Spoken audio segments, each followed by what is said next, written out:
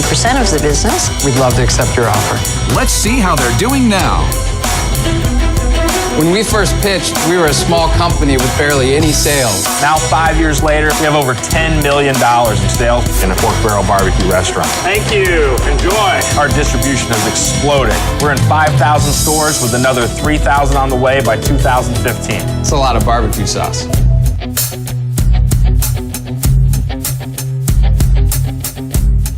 We've been selling soup and salads online for about 3 years, and we have making bulk soup and delivering it down pat. We've grown enough to justify opening up a retail front, and we're really excited about it. We built this beautiful store and kitchen. We make delicious, nutritious, healthy, awesome soup. I'm excited about it. Yeah, well, tell me a little bit about this app. How does it work? Okay, so Nexercise, it works very simply. You can go to the App Store right now and download it. It's free to the user.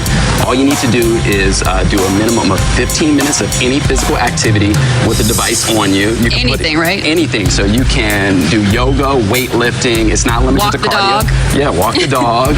And after 15 minutes, you're awarded with game points, virtual medals, and the chance to win, discounts on healthy foods, products, and services.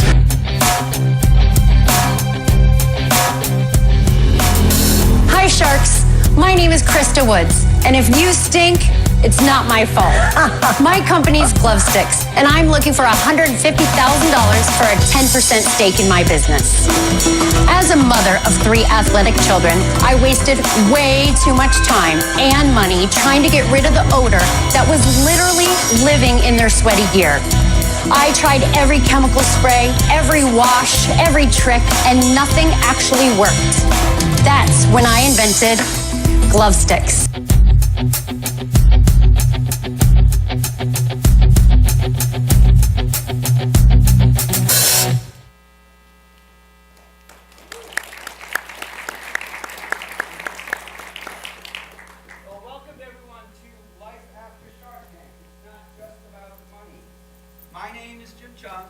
I run the Office of Innovation and Entrepreneurship here at GW.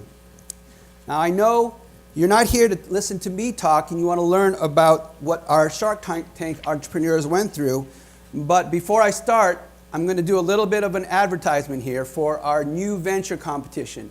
Who here has heard of our new venture competition? All right, a lot of you guys. All right. So the new venture competition is a competition for GW students, all GW students. It doesn't matter what school or department or whether you're an undergrad or a graduate student. We have a competition where the deadline is February 6th. Okay, so it's coming up pretty quickly, where you get to present your startup idea and you get to present to a panel of investors that are much friendlier than the Shark Tank guys that these guys had to face, right?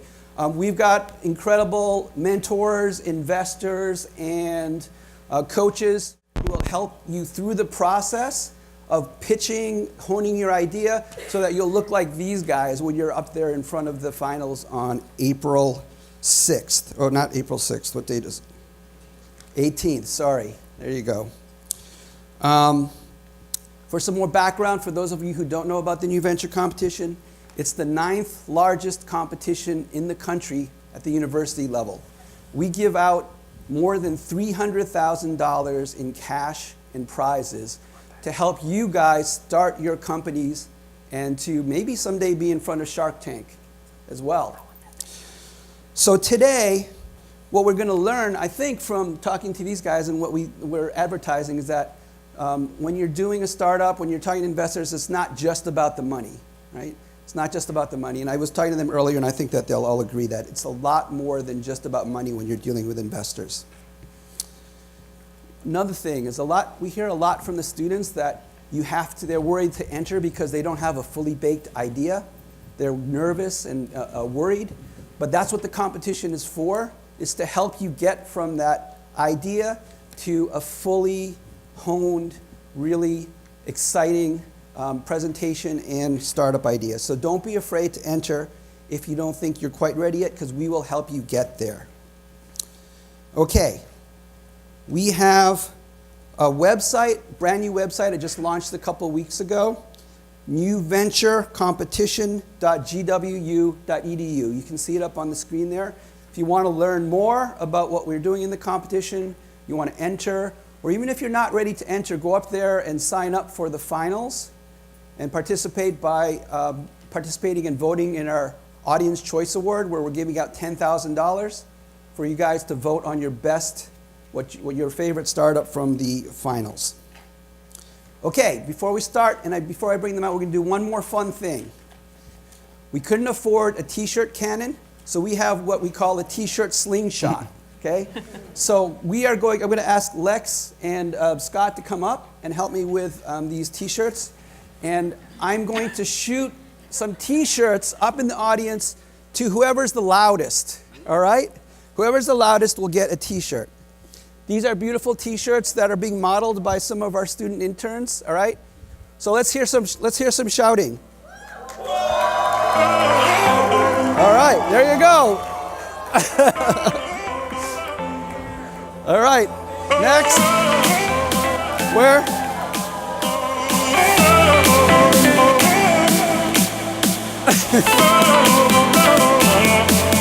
Oh, I heard something over there. All right. Oh, sorry, I almost took someone out.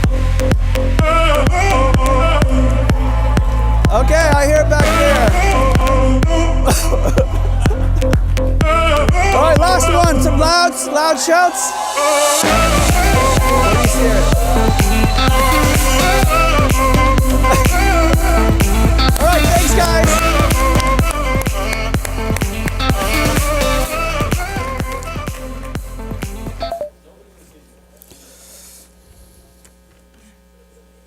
Music.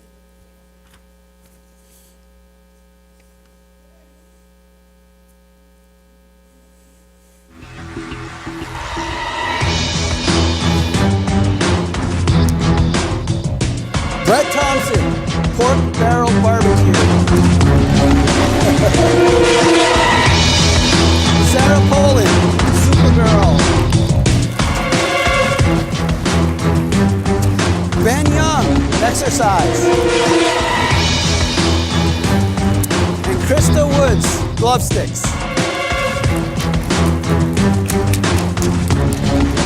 Now they told me that when they had to stand in front of the sharks after this music, they made them stand for 5 minutes so that they would get all the sweat glistening off their faces in the video.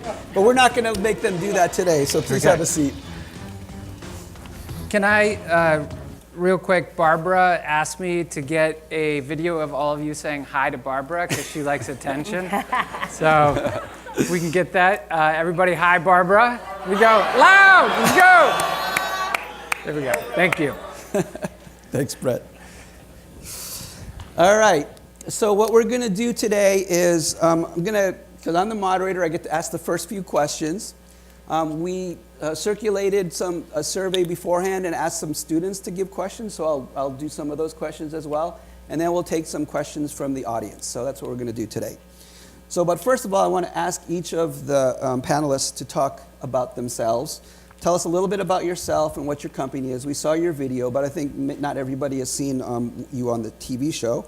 So tell us about yourself, your company, whether you got an investment from the sharks, and which shark if you did, and what has life been like after the show? So 3 questions. Great. We'll start with Brett. Hi, I'm Brett Thompson. I'm co-founder of a company called Pork Barrel Barbecue. We were actually on season 1 of Shark Tank, so 10 years ago. We've had 3 updates, and we've been on Beyond the Tank as well. We are both kind of worked in the Senate. Our boss lost re-election, and so we needed a job. And we had a lot of free time, so we went on Twitter when it was just starting out. We became the world's largest barbecue Twitterer, and actually had folks from Mark Burnett reach out and say, we've got this new show, Shark Tank. Would you guys consider being on? And I remember calling Heath, and I was like, dude, stop messing around. And he's like, no, I think it's real. And 6 weeks later, we were out in Hollywood.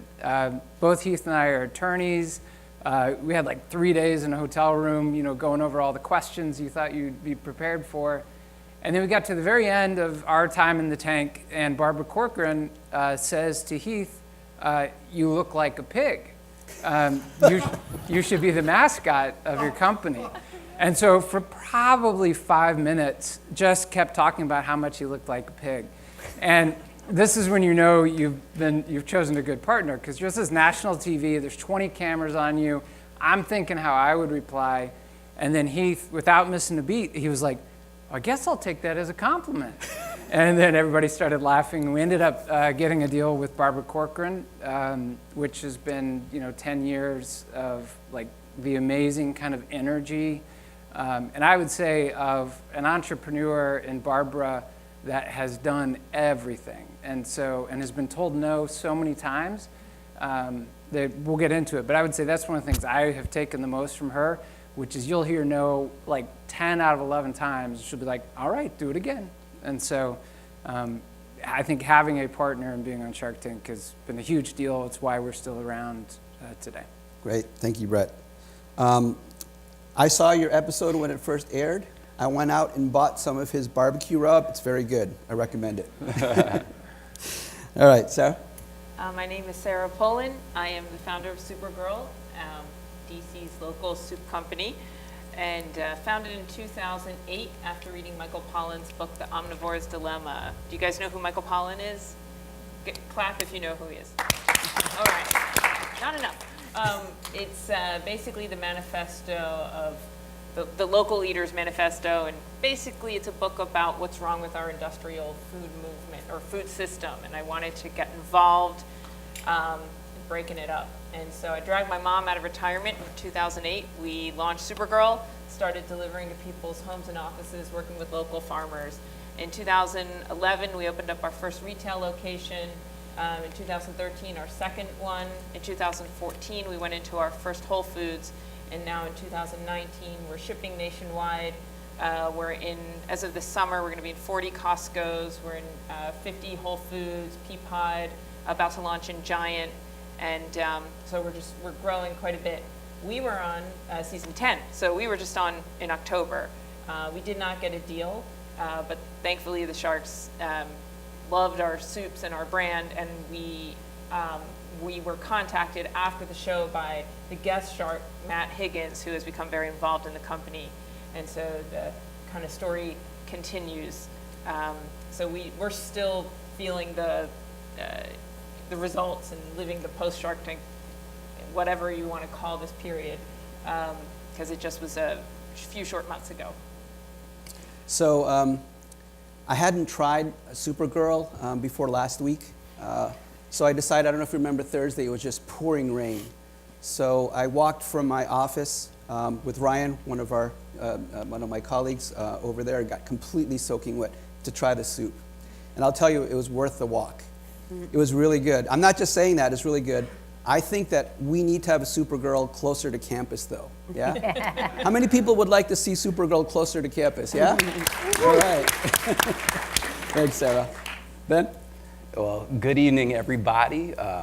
I just experienced one of those entrepreneur dilemmas because it's interesting. I haven't seen that video in years. So first of all, we have pivoted twice since then. So that is not even our current product, but it's in the fitness space. So I just want to, that's not why we're on the show. So people are like, wait a minute, what is that? That's like an iPhone, version 1.0 or something? Good gracious. Like Sorry about that, Ben. No, it's all good, but that's like 30 pounds heavier. I was like, woo, man, the camera really Before holds. you started using Before the Smoke app. It, right? Yeah, I mean, well, that's when we first started. So it's just, you're always going to experience stuff like things come up, you're going to pivot, you're going to change, you're going to be embarrassed. And so that's just part of it. You just got to roll with the punches with entrepreneurship. So I got to say that. But anyway, I'm Benjamin Young, and our product currently is called Swork It, and it stands for Simply Work It. It is interactive video workouts that you can do anywhere. So you can go to our website, you can download it on the iPhone, Android. We've been downloaded over 50 million times. We're doing very well. It's interesting dynamics here. Like we're the only tech startup on the platform or the panel here. It's interesting too, Dynamics got a deal, didn't get a deal. We're the interesting in between. So we got a deal on camera with Mark Cuban offering us, at the time it was interesting because the producers were like, don't ask for that. You guys are crazy. So we had the gumption, is that the right word? We had the gumption to say, we asked for $1.5 million for 8% of our company. Like, we told them we were going to do that too, and they were like, you guys are like on something, or you got some magic. We ended up on camera on the deal, doing a deal with Mark Cuban for 10% of the company for $1.5 million, which was, we were elated, ecstatic. We had the numbers to back it up. We prepared a lot. We actually had, prior to the show, $2.1 million investments from angel investors. So we went through Techstars. I don't know if you guys are familiar with that. And so we had some experience. Lo and behold, everything's going smooth. We're riding cloud nine. We're like, yeah, we got Cuban in there. We're going through due diligence. The show airs. Our deal falls through 2 days after the show finishes. And I'm glad to talk about it. At that time, I was just like, it felt like a dagger. You're like, oh. We technically didn't need the money, but there's this, you want to be, it sucks, frankly, when things fall apart, but that's going to happen. You're going to ship stuff with bugs, things are not going to work, there's going to be delays. That's entrepreneurship. People tell you no's. To get our first $2.1 million of investment, we talked to 117 investors, like potential investors. So you're going to get the boom, no, you're crazy, no. And you just keep coming back and you keep learning. Where did we meet, Jim? Through the Maryland? How did we University meet? of Maryland. We were in the MIT Entrepreneurship Forum thing. The peer thing. So, as when Jim reached out, like, I met him 10 years ago. So we've started our entrepreneur journey 10 years ago. We founded we incorporated in October of 2010. So it's been a long journey. But I've always been passionate about trying to solve the problem of how do we get people to be more physically active. And so that's what I'm passionate about, and tech. And so that's why I'm here and ready to share some Shark Tank war stories. And please download Swork-It, check it out, or go to the website. Work-It stands for Simply Work It. Yeah, I was really excited when I saw his episode air as well. I'm an addict for Shark Tank, former investor myself, so I like watching what's going on. I watch it with my kids because I'm trying to hone them to be entrepreneurs too in the future. But I was really excited to see you on the screen and getting that $1.5 million and watching your success afterwards as well. Krista? So, hey everybody, my name is Krista Woods, and I started my company Glove Sticks 3.5 years ago. Was 3.5 years ago, it'll be 4 years in June that my product arrived for the first time. And again, I'm a different company, so I'm actually an inventor, and I invented a product that never existed. So my product actually started because my son is a lacrosse player. So for you athletes out there who exercise and you sweat inside your gear and your sweat has nowhere to go, it smells really, really bad. So for years, I spent all kinds of money and time trying to figure out how to get the odor out of my son's lacrosse gear, and nothing ever worked. So I said, that's it. One day I was driving home from a lacrosse tournament, and I'd asked his coach. He played 3 games on Saturday and 3 games on Sunday. On Sunday, I was like, and Saturday night, just so you know, like it's a very normal thing when your kids are in travel sports and all the parents talk about the odor. And so everybody's like, oh, what do you do? What do you do? And nobody has any clue. So Saturday night in the hotel is always like, well, where do you put the gear bag, right? Because if you leave it in your hotel room, the whole hotel room smells. If you leave it in the car, the next morning when you go to get in the car, your entire car smells. So it is like a real problem. So the next day, we decided to leave it in the car, and we're driving to his games, and I'm like, this is so disgusting. There's a problem. So we get to the field, and in between games, I'm like, Coach Tom, seriously, you've played lacrosse your whole life. What do you do for the smell? And he said to me, Miss Krista, sorry, it just stinks. And I said to him, that's not an answer. Every problem has a solution. So we got in the car, and Sir stinks a lot in the back seat. The whole back car is smelling with his gear because I have an SUV, so it's not like you could put it in the trunk. And he's in 8th grade, and he's sound asleep, just enjoying his stinky self. And my husband and I are driving. I was like, that's it. I was like, I'm sorry, this is not right. Like, we spent so much money. There needs to be a solution. And I said to my husband, I'm going to invent something. And I'm not an inventor. I've never done this before. As a matter of fact, I had a business before, but I was a team building and customer service, sales type person. I didn't own an e-commerce online business, or do I have any clue how to invent things? And so my husband's driving, and he looks at me, he's like, sure, honey. I was like, I am not kidding. I'm not kidding. I'm solving this problem. So I went home, and I was like obsessed with Google. And I researched for several months, like, what the odor is, right? So my whole life I've been a problem solver. And it's like, okay, well, what's the problem? But you have to figure out what's causing the problem, not just to cover up the problem. That's when I found out it was bacteria. And the reason why nothing was working is because it was simply like putting a Band-Aid on a cut when you really need stitches. So I started researching what inhibits bacteria, isn't this working? Anyway, a few months later, my husband made a prototype in the garage, and my son started using it, and he loved it. He was like, Mom, this works so good. And the thing that people didn't understand about boys' sports is they don't want to smell like a rose bush or a freaking evergreen tree. They don't care if they smell. It's just us. Like, we just care. So, like, he was like, don't spray any of that flowery, don't make me smell like a girl. He's like, but his hands would smell even after he got out of the shower. So he's like, if you can fix that problem, then I'll like these things. And if you can make my gear not smell like a rose bush or an evergreen tree, then I'm in. So, that's why it's very lightly scented. It simply neutralizes the odor. He started using it, and his hands stopped smelling. And then all of his friends started wanting one. And I was like, oh my gosh, I think we really need to do this. So I started researching like how to get a product made.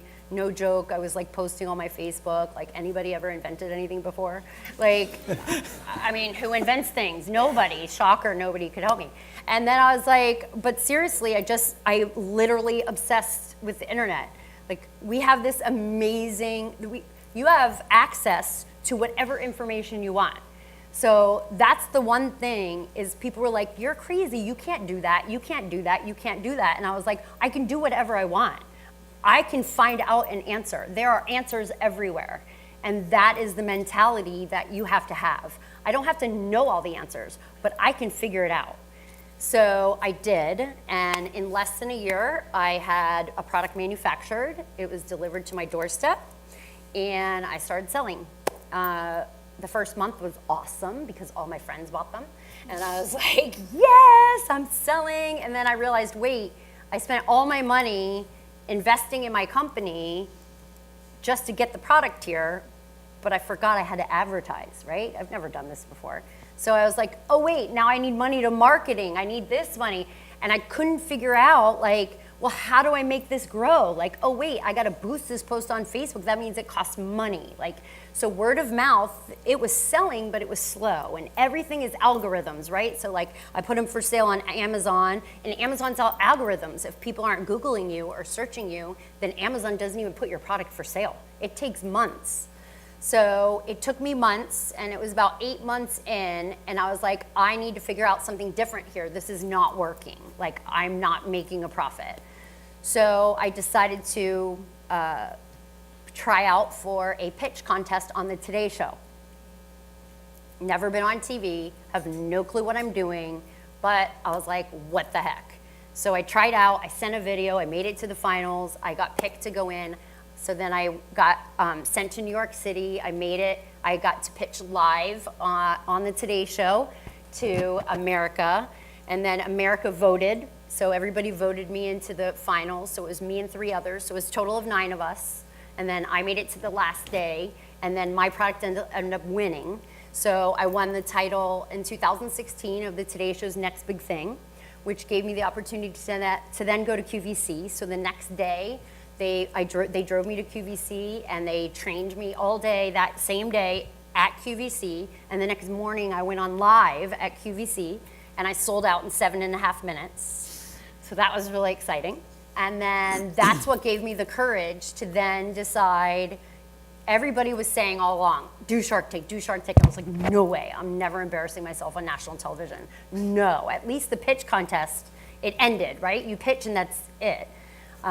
So I just refused to do Shark Tank. And then the next year, it was like playing over and over my head about Shark Tank, Shark Tank, Shark Tank, Shark Tank. And I was going back to the Today Show for my year follow-up, and I just so happened to Google, when is an open casting call for Shark Tank? And it happened to be the next day that the Today Show was putting me up in a hotel, and I was going on the Today Show. It was the next day, 2 blocks from where I was staying. So I had to do it, right? I didn't want to. I mean, I was scared to death, and I was like, no way. There's no way I can go from the Today Show and then Shark Tank. I'm not going to win all that. There's no way. But I just went for it, and I did it, and I made it through each round. So I did the open casting call. So everything is different for all of us. And I did the open casting call and then made it for each round, and then I filmed. So I went in April for the open casting call, filmed in June, and then I aired in November of this, not this year, but the year before. And I'm so proud of my business. I'm approaching 2 million in sales, which I did get a deal on the show, but it fell through in due diligence, kind of like his, for different reasons. But I'm so proud of my business. My business in January has already done more than I did last January, which was only the month after I was on Shark Tank. So my growth has been amazing, and it's just been an incredible experience. I talked so long, I'm so sorry. So when I was 6, just kidding. So my boys, oops, just fell off. My boys are not old enough, I think, to stink yet. Yeah. But hearing your stories, I get really worried about it. So Yeah. I'm looking forward to, I'm glad your product is around when my kids are that age. I wonder, what does your son think when you tell the story about how bad he stunk? Oh no, so he did a school project about 3 months ago for his marketing class, and he had to do it on Entrepreneur, and he did it on me. And one of the things was, she uses her son as propaganda to sell her products. That's great. Yeah. So, all good. So one thing that you mentioned, Krista, is that you were worried about being embarrassed on Shark Tank. And I think a lot of the questions that we got from the students were kind of about, like, embarrassing yourself or being under that high pressure situation. How did you guys all kind of come to that thought process? We heard how, Krista was like, well, it must be fate. It's next door. But what about you guys when you were thinking about this? Because it's not a normal investor situation. You're going to be on TV, got this high pressure. What was your thought process when you were thinking about doing it, and then when you were going through the process? We'll start with you, because your situation was actually quite different. We were talking about this before we started. You were in the first season, so you didn't even know what you were getting into. Yeah, there was Dragon's Den, right, which is British and Canadian, and so we were on YouTube trying to figure out kind of how even sort of the gameplay worked on Shark Tank. And we joke around that Heath loves to cook and I like to make money, and that's why we're a really good partnership. But also, like, I think I get more nervous, right? And so when you go in, you have your 2 minutes where you can give your opening statement, but they can also interrupt you. So it's just like going before the Supreme Court. Like, you get in what you get in, but after that, it's whatever they want to do. And so as you're walking down that hallway, and by the way, a couple things. That door, when you walk down the hallway, is actually a fake door. So they actually have a separate door where you're walking in, like you're walking down the hallway, but then when you see people walking in, it's like right against a wall, and then you walk in. But the makeup artists, right before we were going on, they told Heath, like, you have the nicest skin I've ever seen. It's like Tom Cruise nice. And so, like, I remember I'm walking down trying to not forget what I want to say, and he's walking down, and I guess he's more comfortable being called a pig, but he's walking down saying, I've got really nice skin. And so I think it just all comes down to personality, but you know, some people got it and some people, like, we both did our part and it worked really well. But I will say this, that like, it was one of the greatest kind of life experiences. And it is nervous and it's all those things, but man, like, I look back on that and think, I can't believe I did that, and I'm so proud that I did that. And now, you know, I have a 12-year-old son. He's an entrepreneur, and it's because he grew up like watching Shark Tank. So I would say to all of you, like, whatever is that idea that you just like, I don't know, or the doubts or whatever, like, just forget about it and just do it. Like, what I say to my son is like, you know, just one little step at a time. And that's what I do every day, is just one thing. And as long as you do one thing, nothing is overwhelming. But I would just say, like, it's been the greatest time of my life, the last 10 years doing it. And that's what being an entrepreneur is just going out and hustling, and it's a blast. It's a lot of fun. Thanks. Sarah? Well, I think, first of all, I think they've changed the set quite a bit. So, that it is what you see on TV now it is quite accurate. You do walk down a hallway and then open up. It's for us, we had to stand there for 1 minute, I think, and stare at them, which is awful. But I think I went through the process just the entire time thinking there is absolutely no way that this is going to happen. Because, and this is why I find we get calls a lot, and people sometimes approach it. They call me and they ask for advice. They're like, well, I'm thinking of applying, and this is going to be part of my growth strategy. And like 50,000 people apply for each season. So I don't want to encourage, while it's an amazing experience, I'm happy to talk about it and share, but it's more important, I think, to learn the lessons of fundraising and being prepared to go in front of investors. Being on Shark Tank shouldn't be on someone's business plan, because you know there's 50,000 people apply, and then they record 120, and then 90 of them air. So the entire time it was happening, I never thought we were going to make it to the next stage. I just thought, this is absurd. And we applied in 2016, and we got pretty far, and then never heard from them. So then when there was another live audition, someone on my team was like, you got to go. And I was like, stupid, it's a waste of time, and I'm so busy. But I went and kind of did the whole thing again and updated it for like 5 minutes. I practiced on the way there. And then we just kept going. And I'm saying, like, even until the moment the doors open, they're like, we're not sure if you're going to record. We just don't know. And I'm like, I'm walking down the hallway now. Are you sure this is not, you know? But even after we recorded, we weren't sure if it was going to air. And so when you talk about nerves, like, it only, like, it only sunk in that we were doing this when I was walking down the hallway. And I was like, okay, this is actually happening. And it's so surreal. But it is fun, sort of. It is like it was the most nerve-wracking, stressful experience of my life. But worth it.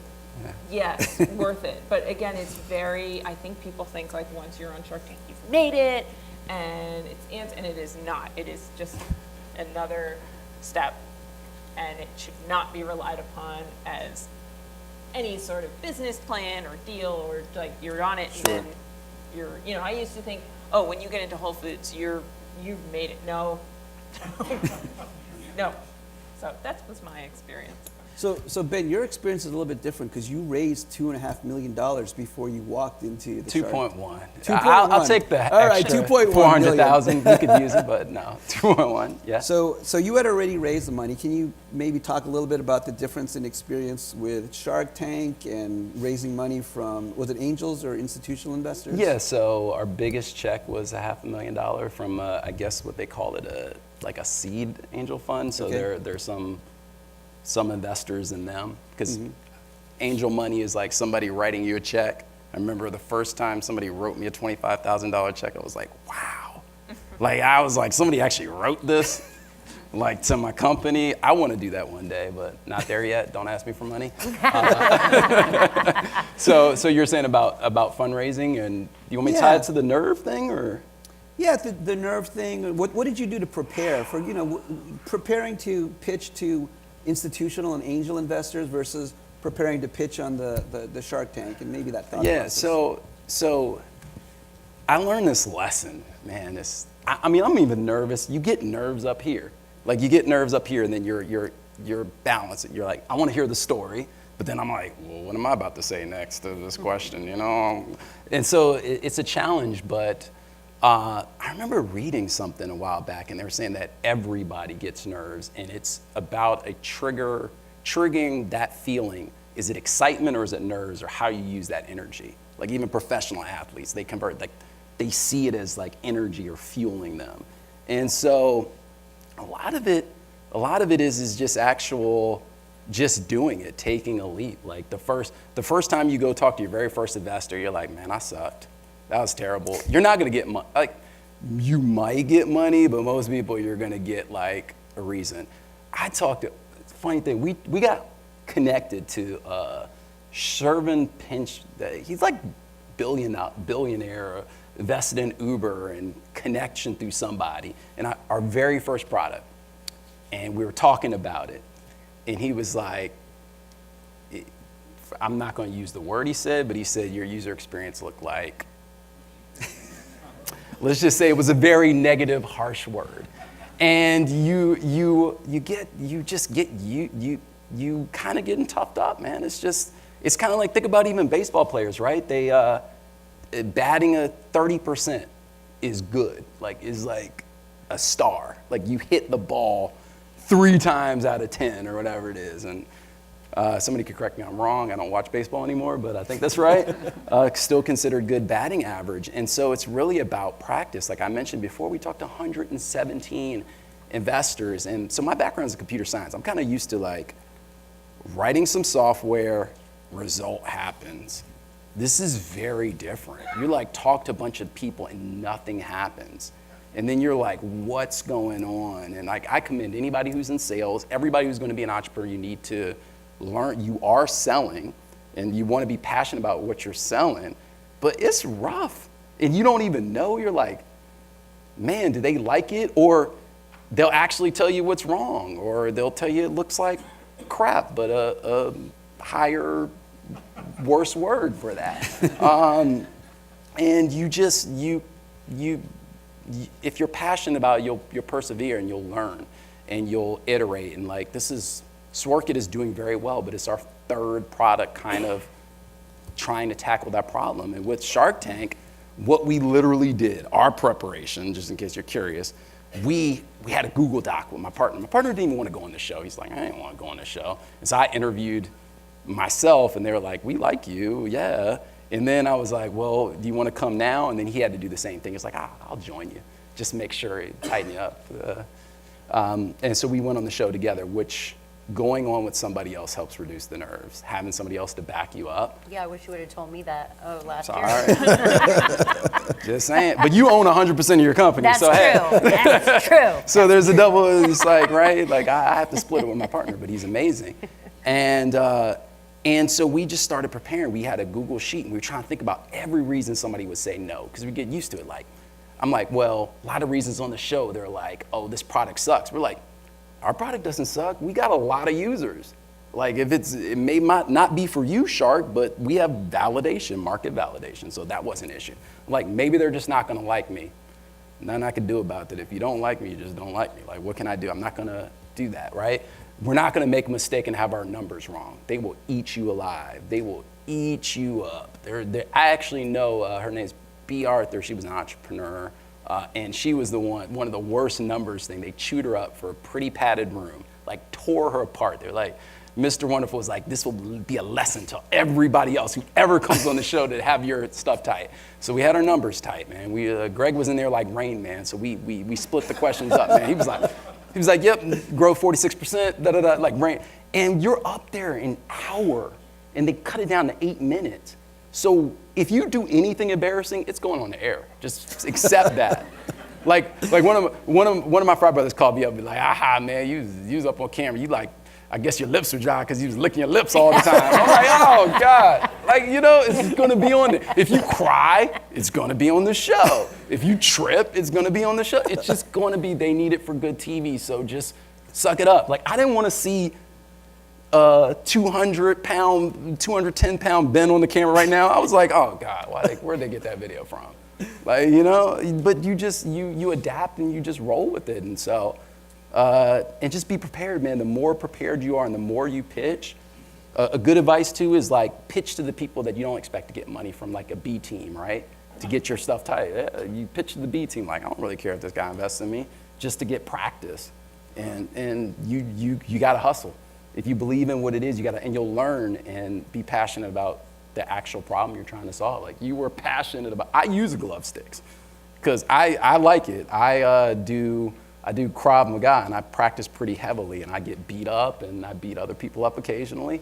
And I use it in my glove because them gloves were stinking prior to glove sticks. So be passionate about a problem. And we just met tonight, by the way. How cool is that? He was like, what's your product? And I was like, oh, I invented this product called, I still do that. Oh, it's like this odor thing. And it's like, he's like, what's the name of it? I was like, glove sticks. He was like, I have those. That's also cool when people have your stuff. Yeah, and they I was like, awesome. That's a cool thing. That's like, it feels really good that I was excited. I like glove sticks. Thank you, man. I'm gonna like Swerk it. So one theme that I've heard a lot on the panel here is this idea of perseverance. And then also, though, I've heard this term pivot. So you've persevered, but you've also pivoted. So how do you get that balance between really believing in your initial idea and then getting feedback from your customers or investors and being able to, change your product or listen to them constructively, getting constructive criticism? Because there's, I think, a tension there between being that passionate entrepreneur who believes in the vision versus, being able to move and get feedback and move with the feedback that you're getting, especially from your investors or customers. Anyone want to take that? We've pivoted a lot. I'll just quickly say she was passionate about the problem. She solved the problem. It's about the problem. Like if you're so focused on the solution, like you'd be like, I think that making an app that rewards people is going to make them exercise. No, the problem is actually trying to get people to be more active. And so sometimes you just got to take different approaches. I mean, one thing about Swerk It, what we do is we build custom workouts instantly, like interactive video workouts. You can say, I got 13 minutes today. It'll build you a 13-minute workout. Problem with like a P90Xs or something like that is or T20, they're 20 minutes. What happens that day when you don't have enough time to change and you only have 15 minutes? You don't do it. And then you just don't do it. You can do a 2-minute workout. In fact, there's a study showing like habitually, if you just do something every day toward that, like I stretch every single day because I'm trying to improve my flexibility because I want to be able to kick somebody in the head. I don't know why, I'm interested in what, we have our goals, right? But I'm not very flexible. So I stretch every day. Now I can probably kick somebody like in their sternum area or something, right? But not the head yet. Unless I lean way back, but then I lose my balance, and that's not good. Or they were really short. Yeah, I could kick a midget in the head for sure. For sure. That's wrong. Let's scratch up the record. That's so bad. Yeah. But see, but see, you would be embarrassed. Everybody obviously knows that there was no harm, no foul there. But like, if that was on Shark Tank, that would be aired. And you'd have a lot of people tweeting you unhappy things.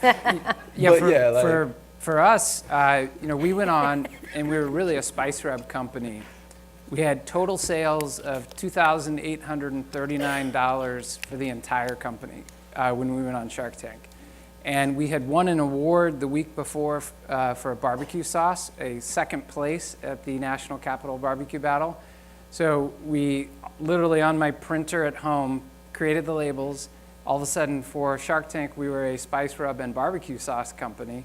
And then I got an order for $10,000 from Harris Teeter, like right before we were going on. And that ended up being, now we're a barbecue company. And then what we've found over the years is that, like as an entrepreneur, you always have to you're either solving a problem or for me, like it's a seasonal business, right? If you're cooking on the grill or things like that. And so then we're like, one day, like Heath and I learned that you're a vegan. So my business partner and I like talk about bacon all the time. And we were like, we need bacon jerky. And then we're like, we need uncured bacon jerky. And so that was the next product we created, because jerky season is the non-barbecue season. And so for us, it was solving a problem from a revenue standpoint. And then you go out and figure out how to create something like this. We're now 7-Elevens, almost nationwide. And then we rolled out bacon cheddar popcorn, because everybody needs that. And Everybody needs bacon. Yeah, just yeah. so you know. So, Same with Sarah. and then we were talking before, and now we have a pork rinds. The Utz came to us and said, you want to do a pork rinds together? So that's our next product. And then we're going all vegan after that. No more bacon. She's like, we got this kale rub, spice rub. After all the pigs are done. Yeah, then we're good. Yeah. All right, Sorry, and Michael the Pullman. vegan soups. We haven't pivoted much. I mean, it's just changing our distribution model. We never thought we'd be shipping nationwide, a year and a half ago, but this direct-to-consumer business has exploded, although it's quite new. You see a lot of big companies still trying to figure it out and failing, or really struggling, because shipping is hard, because you have to keep food cold to keep it safe so people don't die. And that is a big challenge for little people like me. And then Blue Apron, I had a food safety auditor said she stopped buying a certain large company's food kits because she kept temping the chicken when it would arrive, and it was at 52 degrees. And you can kill people like that. So, but we have changed how we're getting our soup to the people, but we're still very much passionate about growing our plant-based soup. Someone's got to counter all the bacon. We're still that is our core, although we are exploring other products that are related to soup. Great. So, shifting gears a little bit, I heard you, I think if I'm correct, only Brett, you're the only one who received money from the Sharks. Is that correct? Right. So, starting on that end then, so what benefits did you get if you didn't get money out of the Shark Tank? So I think there's so many benefits to challenging yourself. And whether you go on Shark Tank or not, it's taking those risks and learning from each experience. That is really what the value is. And I think that every entrepreneur, it doesn't matter if you're sitting up on the panel or in the audience, or all those businesses, those people out there that own businesses, every one of them takes chances. Every one of them takes risks. Every one of them tries something new for the first time, makes mistakes, then learns, then tries again the next time. Every single person, in order to get to that level, has made a million mistakes in order to get there. That's how you get there.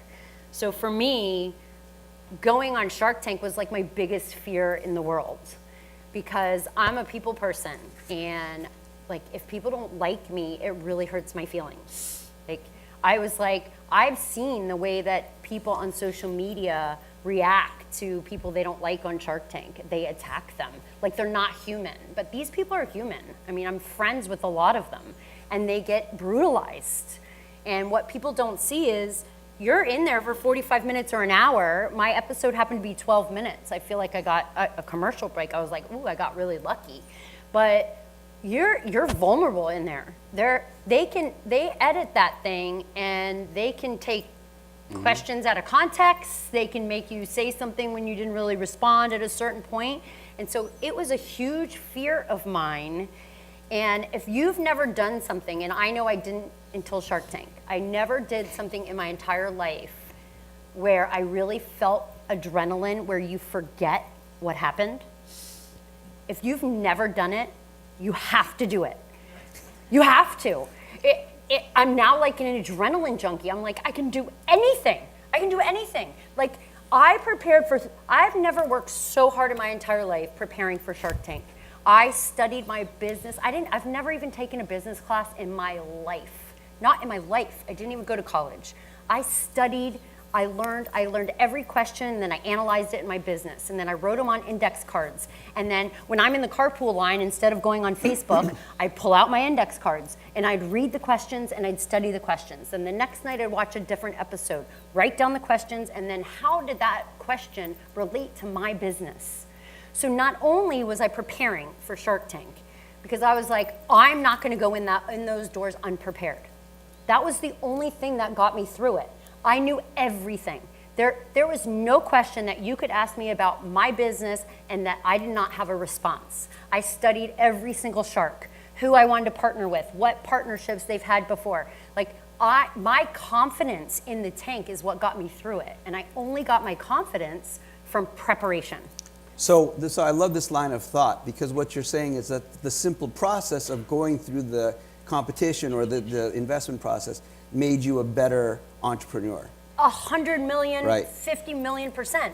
Everything I've done the last 3 years, it started with just taking the risk to do it. And then I was like, ooh, I invented a product, they're here, right? The hard work's over. Oh, no, it's just beginning. So I want to draw an analogy between what Krista is saying and our new venture competition, right? So our new venture competition is a great way to prepare and to hone your ideas and to take that first step. And that's what our new venture competition's about. And we're a lot friendlier than the sharks. So yeah, and you only live once. Like, you only got one. You have one life. Just do it. Like, I'm 45 now, and for the last few years, like, I'm freaking living. Like, and it's not. I mean, I'm a mom with 3 kids. It's not like I don't live. I'm always kind of a little crazy, but I do. But I'm talking about living, like, in my professional life, and I've challenged myself so much, and I can't believe how much I was able to accomplish. I never thought I could do it. But unlike Sarah, like, once I decided I'm gonna go on Shark Tank, I was like, oh, I'm going on Shark Tank, I'm making a deal with this person, I'm gonna do this, and I'm gonna do, like, in my mind, I was like, oh, I'm winning. Like, that's it, I'm doing it. Like, how about yeah. Sarah, so you didn't get an offer on screen, but your business has taken off after Shark Tank. What are the benefits that you got out of it? We went on seeking marketing. I mean, it's national exposure, and I think people need to remember that it's a television show. They want ratings, so they're gonna edit it, you know, as you sign a contract. I'm pretty sure I owe them my first grandchild. I don't even have children, but you have to just kind of sign it and understand it's an investment in marketing. Tons of the deals don't go through. They are sharks. They are not interested in helping you. They're interested in helping themselves through you, meaning the production company wants to make money, they want to have good ratings, they want to have drama. If there's a deal done, they want to take as much of your business for as little money as possible, and they want to grow it so they can make their money back times 10. It is a television show with business people who want to make money. So I went in looking for national exposure because we wanted to launch this national shipping program, and we did. And then since then, we were on the Today Show last week. There's been a ton of momentum since then, but the work keeps piling up in a great way. But it's an investment in marketing. So instead of paying $10 million for a national marketing program, you work so hard and prepare yourself to make sure you present your brand in the best light possible in front of a national stage. And it does also prepare you, it gives you nerves of steel to go in front of investors when you're serious about raising money from people that believe truly in your product and understand also the line of business that you're in. So someone who invests in her product is most likely not going to invest in mine, maybe invest in yours. You know, there's food investors and there's tech investors, there's app investors, and so the process of preparing for it to make sure you don't humiliate yourself prepares you to grow your business in every other aspect. And I think that's one of the great benefits of being on the show, but you do not need to be on the show to prepare yourself like that. Like we're saying here, if you're building a business, you want to be prepared to put yourself out there, regardless if it's in front of Mark Cuban or a local investor or this wonderful contest you have. Thank you very much. Yes. So did you hear that? So the exposure from a competition or a show like this can also help you. So that's one of the benefits that we hear a lot from the winners of our new venture competition, is that the money is great, but it was really getting in front of people, hearing people approaching them afterwards and say, hey, I loved your pitch, let's talk. The competition, we don't have the millions in the audience like Shark Tank does, but we have thousands of people and hundreds of investors that observe what we're doing in the new venture competition. So. Yeah, and I would say, I think, so I own a bourbon distillery, Joseph Magnus, which is down on New York Avenue. And I've probably raised 20 million at this point. And before everyone, I practice in front of the mirror, right? And so I would encourage you to sign up for this, but then it is about preparation. And it doesn't matter how many times you've given the pitch, as long as you can go in feeling comfortable and confident because you've put in the work, then you get to go in and have kind of fun with it. And then, for me, there's so many times where I'm in Walmart or Sam's, and I'm like, well, I'm just selling bacon jerky, so it's not that big of a deal. And it kind of lets you just sort of relax into what it is and why you think it's a good deal. Practice. And can I say too, one of the things that I feel like really, really helped me was, even though it was completely awkward, is my husband would videotape me. So my husband would videotape me up close, up far, whatever. He'd even videotape me from walking, right? Because you got to walk to your, and I would rewatch the video and I'd be like, ooh, why are my shoulders slouched? Ooh, why am I doing that? Like when you're nervous, you do little things that you don't even realize you're doing if you don't videotape it. So you can then go back and watch, and I was doing this thing with my foot and I was like, why am I doing that? But you don't realize when you're pitching that you're doing it. So yes, practice in front of the mirror, that's really, really important. I told myself it was awesome in the mirror 850,000 times. But then through video, I could rewatch it, and then your posture and your body position also, when you're about to deliver your pitch or talk to an investor or do anything like that, that's really important because your confidence is from that body. They read that body language, right? So how confident are you in your product and your company and what you're about to give? But if you're twitching your foot, right, it doesn't look as good. They're distracted then by your twitch. So I went to that extent to where... And I think that's a great point because I was on QVC as well, and one of the first things they do, they take you in for a day of training, and you're there for 10 minutes, and they're like, okay, 1 minute on camera, just you, go. And then they have all the cameras, and you have to give your pitch. And that was probably the most exposed I've ever felt, and then they give you feedback right after that. So yeah. It's great. So I have to go back to one thing that you said. I can't let it slip because we're talking about it not being just about the money, but $20 million in funds, that's got to help. Yeah. So is that mostly for your bourbon business or? It's been bourbon, and I've also done regular venture capital for Pork Barrel as well. And so along with friends and family money, right, all the different kind of people that you go to as you're scaling and growing your company. And I got to tell you, the most important investors are the first ones that usually are your family members, and you're like, I'm going to pay you back, I hope, right? and that's kind of where you start. I'll tell you one trick that my father-in-law told me. He said, go decide a bank that you might want to partner with. And so for me, it was Burke and Herbert Bank. And so my son and I went to every opening for 2.5 years of a Burke and Herbert Bank, and I would have a piece of cake, and then I would go up and shake Hunt Burke's hand. I had no idea what company I was going to do. And then when Pork Barrel started out and I needed money, I called up Hunt Burke because I had cake with him, and he gave me a $10,000 line of credit, and that's all we needed to start the company. So it's weird, but you start thinking about those kind of like relationships, and you never know where they're going to turn out. And they ended up giving us hundreds of thousands since then. So I have to jump in here, though. Some of us aren't as fortunate to have family and friends that can write us checks. I don't know who falls into that bucket here, but there's a third F they say is fools, friends, family, and fools. But it's really it is about your network and expanding. I mean, it's so early. Like, my family couldn't write me a $25,000 check. The first check I got in was, and he sits on our board, is through the Dingman, through his University of Maryland Dingman's entrepreneur. Dingman Angels. Dingman Angels.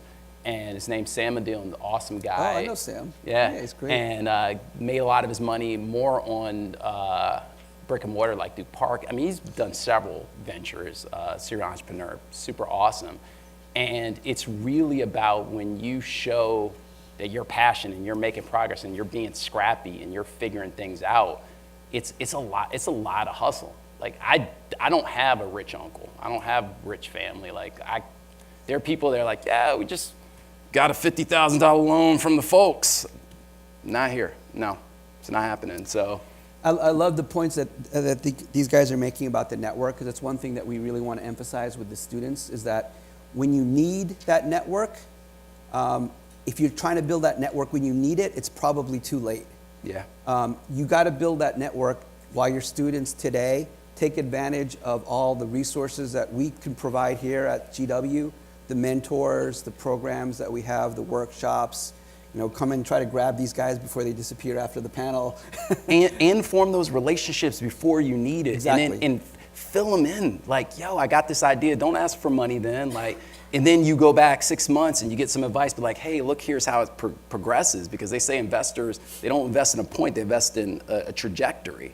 Then all of a sudden, they're like, oh, this sounds pretty interesting. Like, you want some money? Like, I've been offered money when I didn't ask for money. And when I asked for money, I didn't get money. So it's weird. And it's not, you're looking at those relationships and things. You're like, all of a sudden, I got $1 million. And you're like, wow, I didn't have anything before that. And it didn't seem like anything of that was going to happen. So it's sales and all this and the relationships and the networks. You just don't know. That one conversation with that one person who thought about you at that one time over that dinner, over at the Hamptons or wherever they're, like, that just happened to mention you because you emailed them or you connected with them or had coffee, all of a sudden landed you a check. Yeah, and I'll say, Barbara invests in, I would say, the hustlers, right? She likes the people, even if she doesn't know anything about the product. And I think that's where we were one of her first investments. But then you take that seriously, that, every day you've got to wake up and make a go of it. And it doesn't matter if you had a good day or a bad day or whatever it is. And so you take it seriously, especially, I think, the people that believe in you early on. You just got to put it in there for them. I think that's something that people don't, when they think about, right, ooh, I want to be successful like that person, or whatever that version of your success is. Like, I want to be like that. I want to do that. What you don't see is how many times that person had to pick themselves literally up off the ground from something terrible that happened in order to keep going.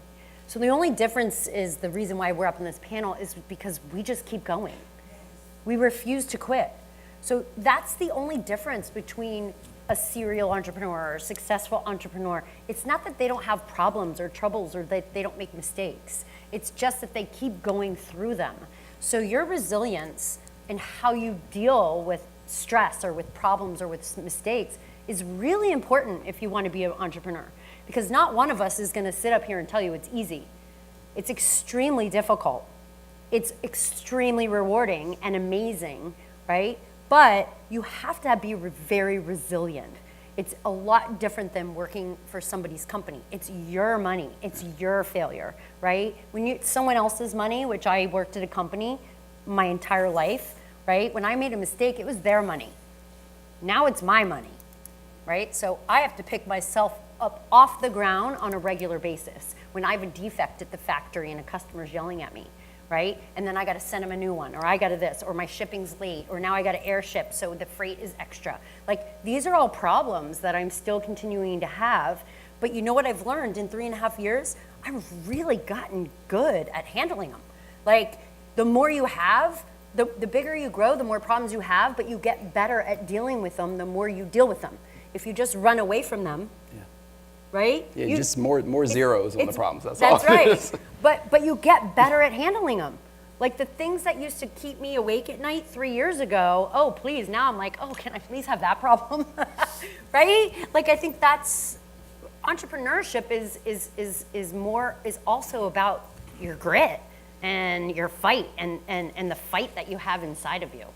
That's what has to come out to be a successful entrepreneur. So I'm going to ask one more question, and then I'm going to open up to the audience. So the student fellows, if you can get ready with the microphones for that.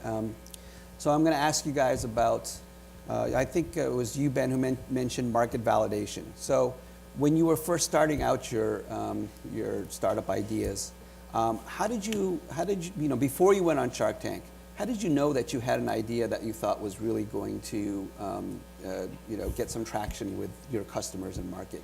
Did you go out and talk to people? Did you just sit in your room and then, think it all through, or how did you approach that? Oh man, wow! Because we were part of the DC startup community that you can spend hours in and learn a bunch, but you actually have to do. There's a balance. So we did we did something called Lean Startup Machine, and we talked to people, we built prototypes, we failed at a lot. It's just, man, I need a more specific question, to be honest. I'm sorry. Well, you set it up really well. That was actually a loaded question. I was hoping someone would mention Lean Startup, because that's what our competition is based on. And we really encourage you and help you guys get the skill sets you need to go out and talk to your customers and try to figure out whether or not you've got something. And that's hard too, because a big mistake that people will do is that they'll talk to people that they know. Your friends and your family are going to say, "Oh, this is a great idea." It's a big deal to have somebody open up a checkbook and buy something, to put their credit card in. That's the real thing. People will tell your idea is great. You want to actually find the people who are going to tell you the problems with your ideas, why they wouldn't buy, why it sucks, why this, and then you want to go back and fix those. Or you decide, you're not my target market. You're not the person I'm trying to sell to, right? Like, Sworkit is not meant for the super athletic fit person that already knows what they should do. It's just, you got to figure that out, right? I think that's really important, to stay in your lane, right? So where is your lane to stay in it? Like, who are you marketing to? I can't tell you how many people have wanted me to change all this stuff about my products. And I'm like, well, that's great and all, but this is my lane, right? This is my lane. This is where I'm going. And you do go all, it's easy. It's very easy to go all over the place. But you have to, what are you trying to accomplish with, whether it's an app or for me it was a product? Like, what am I solving and who am I solving it for? And who is buying it? And will they want to buy it? And who's the end user, and will they want to use it? So I have to solve those two problems. The person who's going to pay money for it, who are they? And then the end user, because if it doesn't matter if someone's going to buy it if the end user is not going to use it. Because they're not going to buy it again. That's right. So I'm guessing you guys don't have the same customer base. Well, no, it's interesting, because I think, my answer is you have to have a passion. And so it was really cool to hear kind of what jump-started it for you. For me, my son Sawyer has severe gluten, dairy, and egg allergies. And I was really upset that, horrible tasting barbecue sauce was $10 a bottle. And I was like, why can't we make something that everybody can afford and taste and enjoy? And so, our spice rub has no sugar in it, so you can do with it what you want, but it's something that's just good core ingredients. And then Heath is this amazing chef, and so I just said, hey, is there any way you could make a great sauce? And one of my proudest moments was watching America's Test Kitchen with Christopher Kimball, if you've ever watched that. And we're sitting there watching it, and he's like, today we're gonna look at barbecue sauces. And somehow they had bought our barbecue sauce, and he chose it, and the crowd voted it as their favorite barbecue sauce. And so, like, my son, who at the time was like 7, started just running around the house, and I just sat there crying because we had done that. So I totally understand kind of how ideas start, and then you build companies off of passion or solving problems. If you don't really, really believe in what you're doing and what you're building, you will not make it, because you will not be confident raising the money, and you will not be able to pull yourself up off the ground and keep going. If you have passion in something, and everyone throws that around, that's in all these graduation speeches, and all the people post on Instagram, all this, follow your passion, but it's hard. It's really hard, and if you don't have one, that's fine. But if you do have something that you truly believe in, and you do think that you're solving a problem, and you do think that you can make a difference, you need to have that if you're going to pursue a business. Otherwise, it'll kill you. But if you do have it, it'll drive you.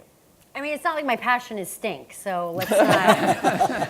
I mean, I didn't know that was going to happen, is my point. You don't have to know what it is when you're young, right? You don't have to know, oh, this, I was 41 when it happened to me, my kid stunk, solved problem, whatever, right?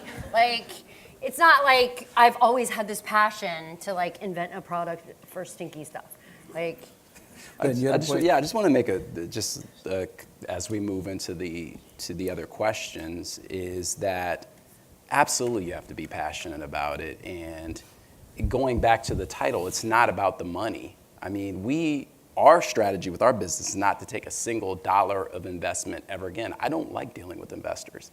A lot of times they want to, luckily we have some good set of investors, but they want to change things. There's a lot, I've seen good friends fired from their own companies. I've seen a lot of sticky stuff, and we have been profitable since Shark Tank. And we have grown our revenues each year, doubled them, more than doubled them some years. Like, we're a multi-million-dollar revenue company. We do well. We have great benefits. We're hiring more people.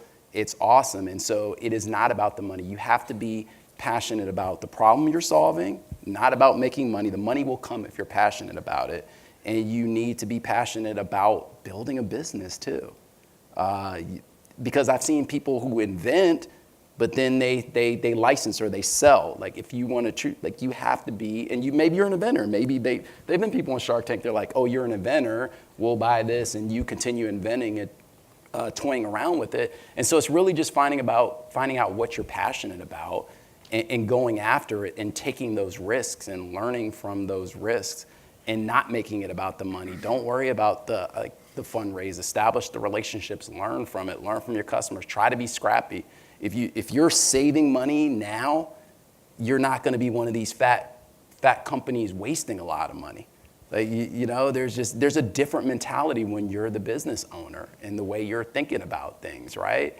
Because you have to manage things like cash flow and accounts receivable, and making sure the people you care about that are helping you build your vision. This is a team sport, that you're paying them, and they have families, and they have dreams and aspirations and career growth. It's a lot. It's a very, very complex journey that changes constantly at every stage. But it's so exciting and so rewarding. And if it's for you, start a business. If you don't have an idea, maybe join another startup. There's various stages that you can get involved in entrepreneurship. My co-founder, Greg, he's like, I'm not the creative person, but he's a logistics, former U.S. Air Force, good with numbers, smart, great leader guy. And we are like yin and yang. We balance each other out. And so I'm so glad that he was on the show with me. I wouldn't have wanted to stand up in that Shark Tank alone. And even if you're a sole founder, you're going to have mentors and other relationships that you're going to do in this journey, because it really is a team effort. Good point. All right, so I'm going to open it up to the audience now. I think I see someone with a mic there, or go ahead. So, question for Krista and Ben. I just want to clarify something. Right? Did bacon jerky settle in today? Yes. I'm getting it tonight. I know. I'm Is hunting there a down. 7-Eleven around here? I'll go right now. So in the B2C world, getting in contact with mass audiences is really tough. But I'm curious from your perspective, how did you do that successfully with Amazon? And then I think you said you had 50 million downloads. How did you get that many downloads? What was the sort of breakthrough moment for you in that perspective? Christopher? So how did I get my reach out to mass audience?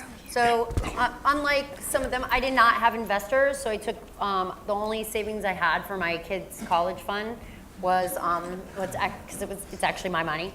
I keep telling them that. I took 20 grand to start the business, and then that's how I started it. And then I continued to borrow money, and I opened up a home equity loan, and then eventually, as my company was getting profitable, I was able to pay my loans back. So for me, it was really important that I owned a company outright with not all these big loans, because for me, it has to be fun. That's just who I am. It's my personality. And so in order for me to make it fun, I didn't want to have like my family's debt, tied up in my company. So I knew I had to use my personality, and so I tried out for different things. There's tons of pitch contests. There's tons of awards. I've won tons of awards because I'd apply for them, right? So a lot of people don't realize there's money out there everywhere. Grants, you send in video contests. There's all kinds of things that I did, and the more you do stuff like that, so I'm an Amazon bestseller, and I'm more direct to consumer. But the way the algorithms work in Amazon, so then I studied Amazon, and I learned a lot about Amazon. I took courses online with some Amazon sellers, and I watched their videos, and it's all algorithms. So the more people that are Googling for you, then Amazon is like, ooh, and then you have to get reviews. So then you got to email all your customers. I was emailing every customer personally in the beginning just to get them to leave me a review if you're having a problem, right? Before I could afford to have the software company do it automatically for me. So I think for me, it was like, where was I going? What did I want to focus at? And what am I good at? What's my gift? My gift was people, right? So I was like, I have to apply for contests or try to get my personality out there because that's part of my business. So we've got 5 minutes left, so I want to try to keep the answers a little bit shorter so that we can get to some more people. Who else did you ask? Ben, the 50 million downloads. I mean, I will keep this super short. Like, how often do you see a commercial for app? It's rare. It's really just about having an amazing product, and people still spread stuff word of mouth around think about how many products you refer on a daily basis. You're just like, well, you're just talking about like glove sticks. Now you know about glove sticks. That's how it happens. You focus on really solving the problem really well, and people will tell other people. Thanks. Okay, great. Here. Wait for the mic. It's coming down. There you go. Two of you had been on the Today Show. I was wondering how that compared to being on Shark Tank. The experience, it sounds like Shark Tank takes some equity in your company just to be on the show. I'd be curious. That is not the case No. anymore. That stopped like season 5. My year it did. Yeah, that stopped like season 5. So not Okay, our but years. I would still be curious, is it easier to get on the Today Show, for example, and whether your experience? I don't know if it's easier. It was just a customer actually emailed the Today Show, and then they came. And it was amazing. It was so much. It was like a 4-minute commercial for Supergirl. It was awesome. Wow. And it was incredible.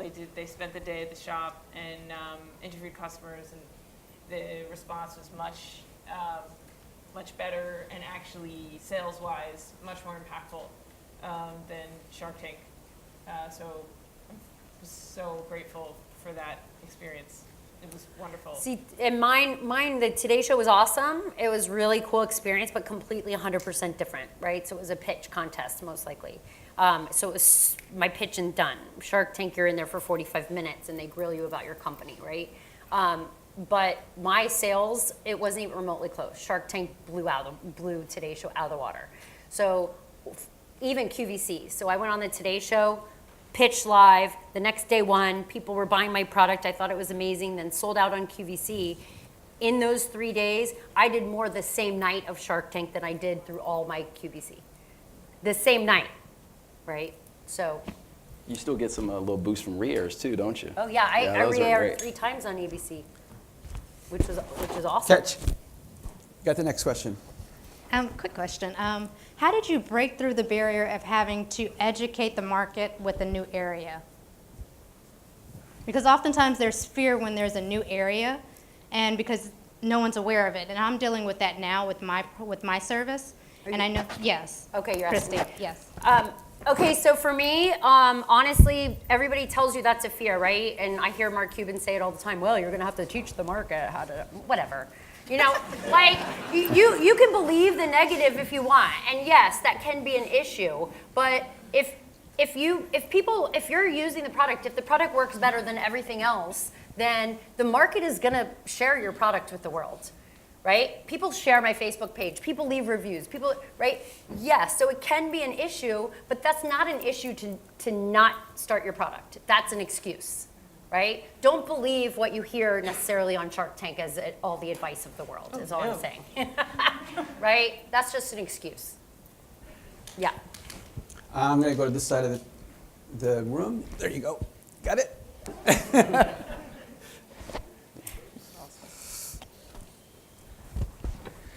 So I'm curious, the two of you mentioned you needed to do your due diligence. Sorry, we're working with copy signing for the rest of the deaf audience. Just hold on 1 second while we copy what was already asked. So anyway, you were asking specifically, or you were speaking specifically on doing your due diligence as entrepreneurs. So I'm curious, when you had those instances where you hit failure, what exactly did that look like, and how can you speak to doing your due diligence? What does that actually look like in concrete terms? So he wants to know what failure looks like?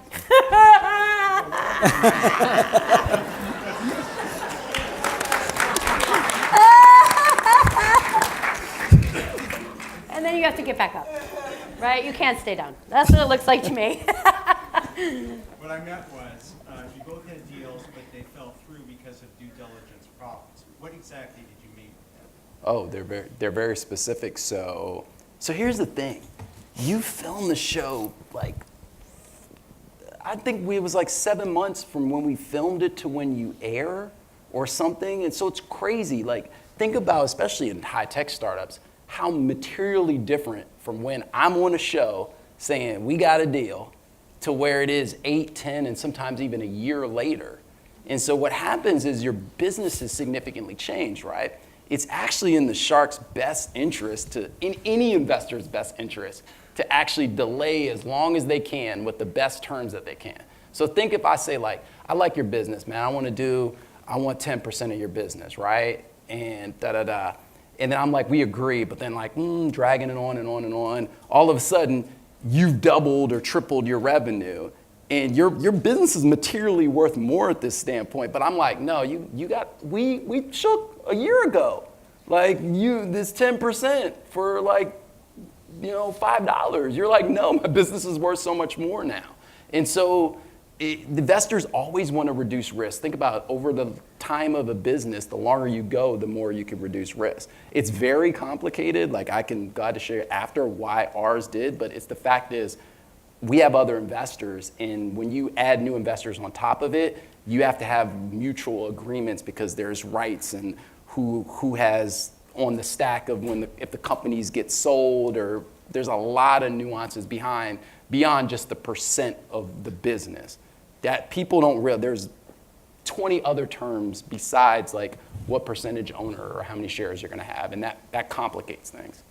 And for mine fell through because they changed the terms. So what we agreed to on the show, they come back, they look at your numbers, they have it's like this death silence for months until 3 days before you're gonna air. And then they finally reach out and go, okay, well, we don't think you should get paid a salary, whatever it is, right? I'm like, whatever it is, they change the terms. And then I go, no, because what I agreed to on the show was what I would have really done.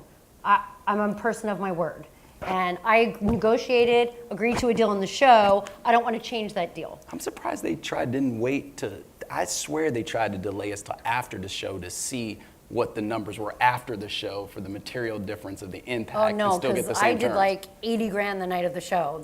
My company was worth more the day that it aired. Right? Exactly, but then they're like, yeah, like, well, you sold us 50% on the show. You should honor that. Like, please.